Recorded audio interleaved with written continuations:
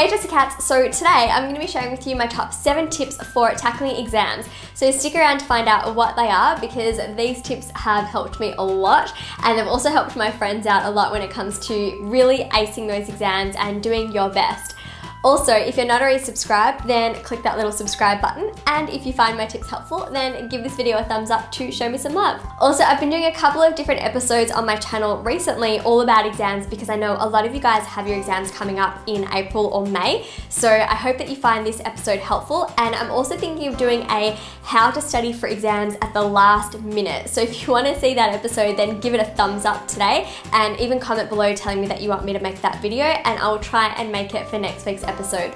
Alright, let's get into my top 7 tips for acing exams. So my first tip, and this mainly applies if you're sitting a maths exam, is to show your workings, because if you happen to get the answer wrong, but part of your working out was correct, then you can actually still get some marks. So if you don't end up showing your workings and you also get the answer wrong, then you wouldn't have been able to gain any marks for that question at all. Tip number 2 is to not overthink your answers.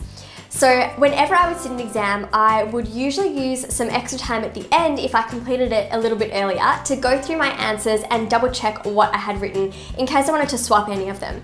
And sometimes you will find that you'll change your answer, but I wouldn't recommend going through the exam 3, 4, or 5 times if you happen to be that lucky that you finished that early, because you'll start to second guess yourself, and often your first thought was the correct one. Sometimes you do have to change the answers, or you might have made a little mistake, but I wouldn't be reading over them and second guessing yourself too much, because then you run the risk of just writing everything incorrectly because you're really overthinking the answers. Tip number 3 is to find the gold. So I think I mentioned this in a recent episode on my channel as well, but the whole idea here is to look at where you can gain the most marks. So more often than not, this will be your section B questions, and I'm not saying that you should spend all of your time on these kind of questions, but it is important to give these a real good go and try and prioritize these, if anything, because this is where you're going to end up getting most of your marks, and this is what's going to really take your grade to another level. Tip number 4 is something that I only learned in my second last year at university, so I cannot believe that they didn't teach me this in school, but it's to cover all of the potential answers of a multi-choice question before you even think about answering it. The whole idea is to read the question, brainstorm everything that you know about that particular topic in your head, or even write down a couple of different things that relate to it. And then once you've done this, you can go ahead and move that other piece of paper, or move your hand from covering the multi-choice potential answers, and see which one is best suited. The whole point about covering the potential answers is that you're not going to get caught out on their trick answers.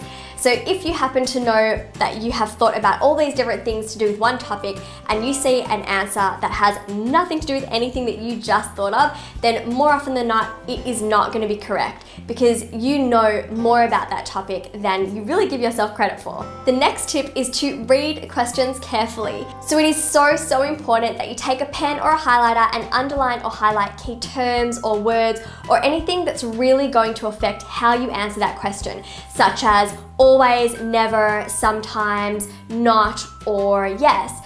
Because if you don't read the question carefully, then you're probably going to get it wrong. And it's so easy to forget to do this, but at the end of the day, it's a real shame if you lose marks purely because you didn't read the question, but you actually understood the topic completely. Tip number 6 is to answer your multi-choice questions first.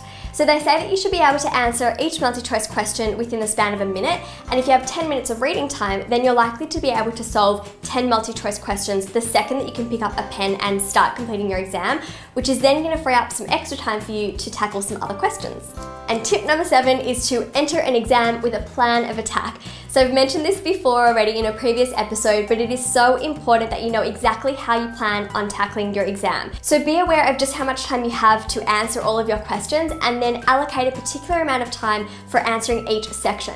This way, you're going to increase your chances of being able to complete the whole exam and budget your time effectively, while still being able to allocate majority of your time to the most important and significant questions that are worth the most marks as well.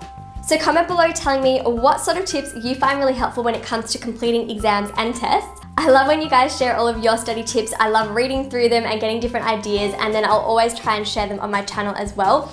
And also, if you found today's episode helpful, then show me some love by giving it a thumbs up. And if you're not already subscribed, then click the little subscribe button below.